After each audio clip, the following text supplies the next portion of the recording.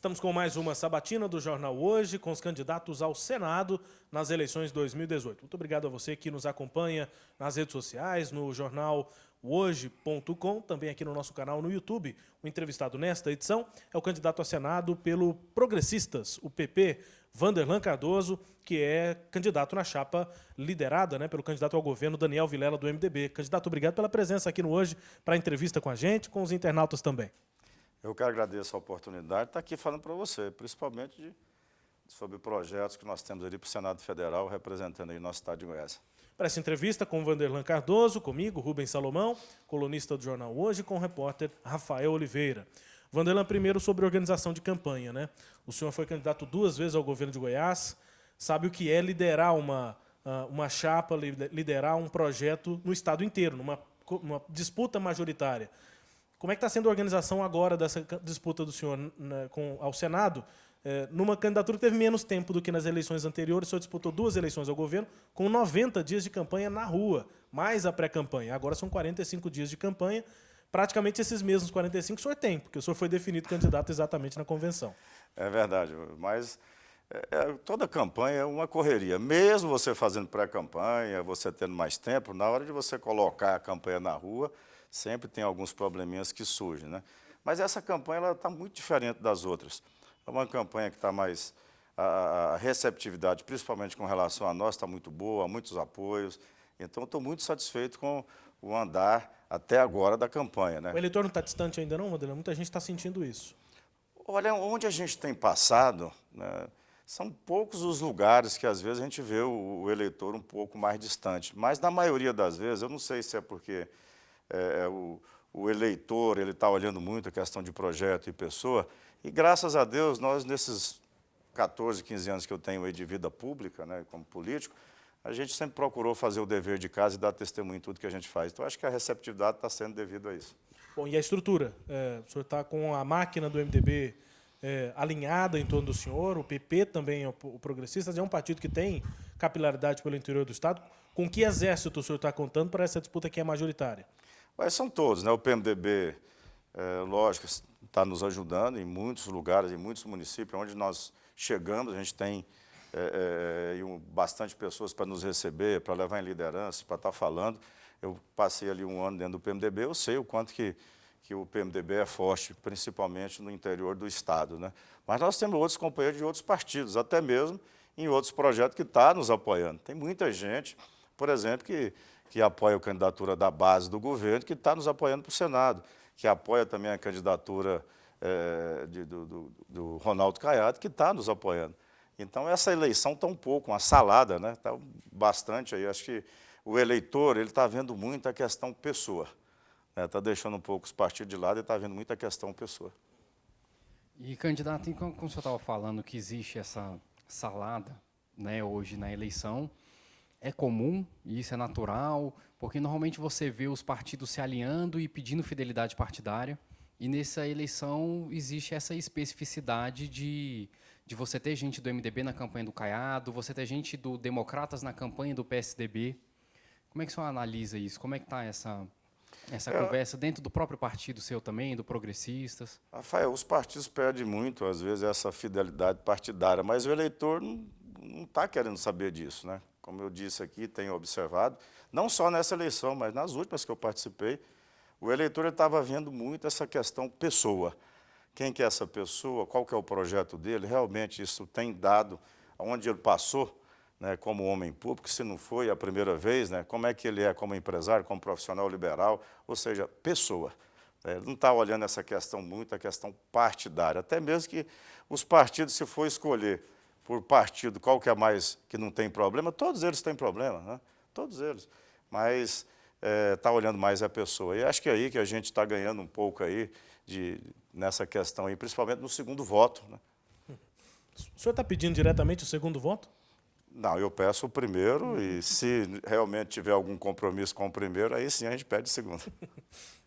Nessa disputa com Marconi Perillo, Lúcia Vânia, outros nomes também já consolidados, Wilder Moraes, que é senador, Jorge Cajuru, na chapa do senhor tem a Geronimo Mariano. Nessa disputa o senhor não foca no segundo voto. Então, apesar de terem políticos com uma trajetória que já ocuparam, no caso do Marconi Perillo, o cargo de senador e 2 que estão no cargo, né? O Wilder e Lúcia Vânia. O senhor não está focando no segundo voto? Não, eu acho que tem muita gente que quer realmente tem como primeira opção nos apoiar. Né? Mas tem muita gente que tem alguns compromissos. E como é 2 votos, então está nos apoiando no segundo voto. Vanderlan, nessa salada que o senhor citou, que o Rafael também destacou nessa campanha, né, partidos muitas vezes com alguma divisão, com alguns lados algumas lideranças que apoiam um candidato contrário àquele oficialmente apoiado pelo seu partido, enfim, uma salada, acho que o senhor definiu bem. O senhor está meio que incluído nessa salada. O senhor foi candidato 2 vezes da oposição ao Estado de Goiás, ao governo, às gestões tucanas, né, em 2010 e em 2014, mas em 2016 o senhor se uniu ao PSDB e foi candidato a prefeito de Goiânia contra o candidato do MDB, contra Elis Rezende.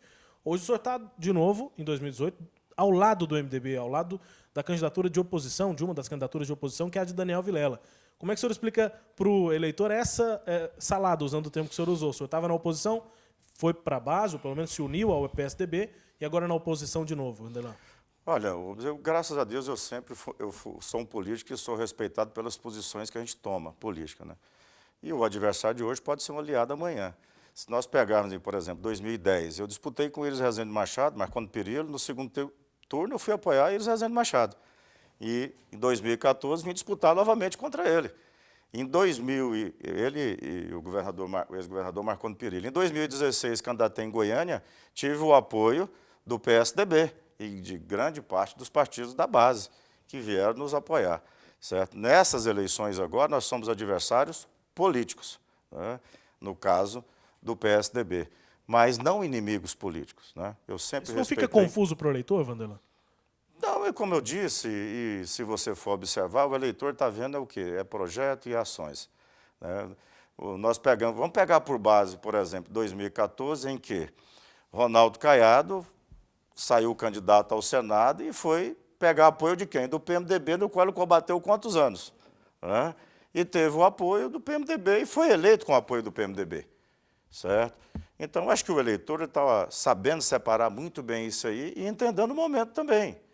Em 2016, foi naquela ocasião que nós tivemos o apoio do PSDB, aliás, que indicou o nosso vice, Tiago Albernaz, né, que foi uma grata surpresa para nós, como político, eu pude conhecê-lo melhor, é candidato agora. Então, o eleitor ele está observando o seguinte: Vanderlan veio da onde? O que ele fez? Ele é empresário? Como é que é a vida dele como empresário? Ele já foi homem público? O que ele fez? Prefeito Senador Canedo? Como é que foi a gestão dele? Certo? Lá em Senador Canedo.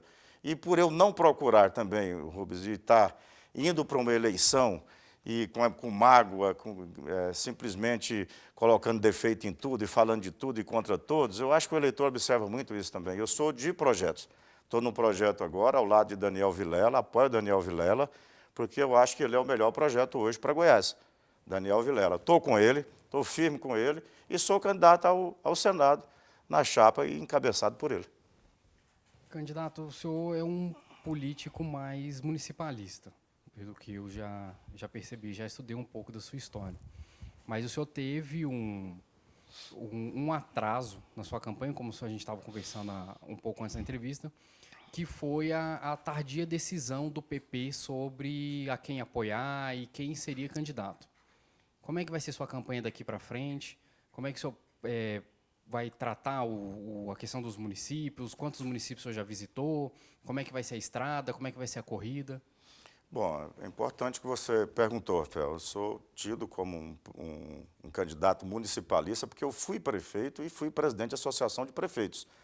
E, na época, nós defendíamos, eu com os prefeitos, e isso incluía Aparecida de Goiânia, incluía Goiânia, eu defendia as bandeiras do municipalismo, né, o Pacto Federativo, que muitas às vezes não entende, e se discute muito em época de eleição, passa as eleições, todo mundo esquece.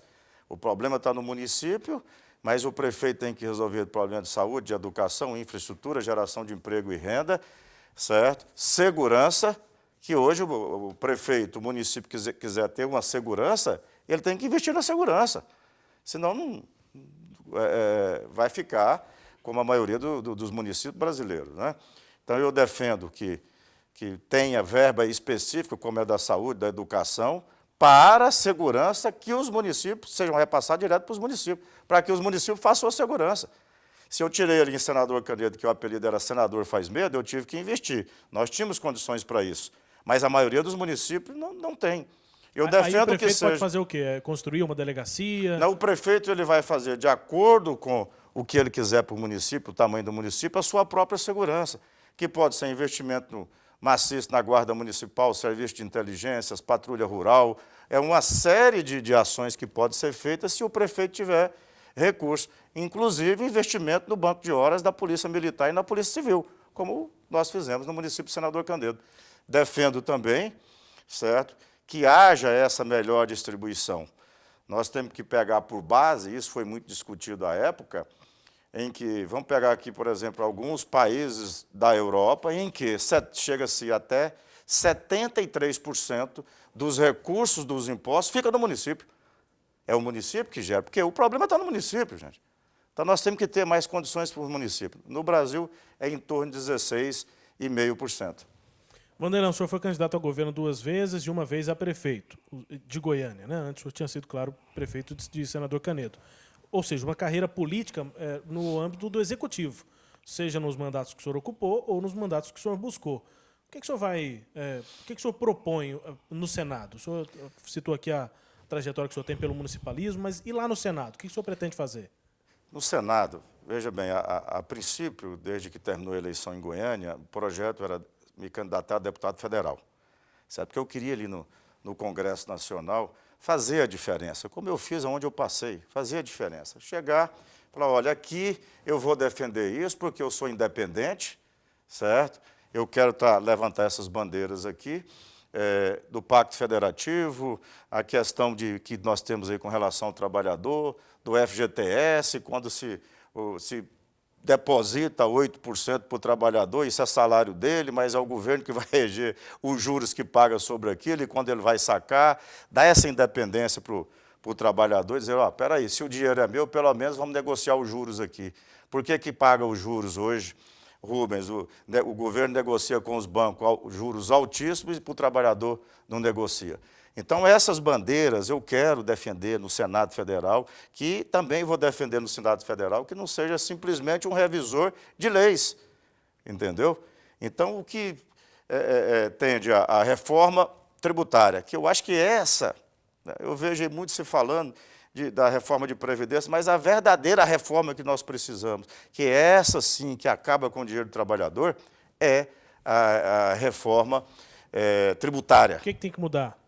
Tem que mudar, são muitas coisas que tem que mudar, mas vamos lá, por exemplo, são quantos impostos hoje? São inúmeros, mas vamos pegar os principais, PIS, COFINS, ICMS, IPI, são os 5 principais. Sim. Vamos juntar em um igual a muitos países e fazer essa divisão melhor com os estados e com os municípios. Isso tem que mudar. Em 91, Rubens, nós tínhamos aí 24% de participação em impostos do PIB, em 91. Hoje é 33%. O que melhorou de 91 para cá? A educação era melhor, segurança era melhor, pega pelos índices.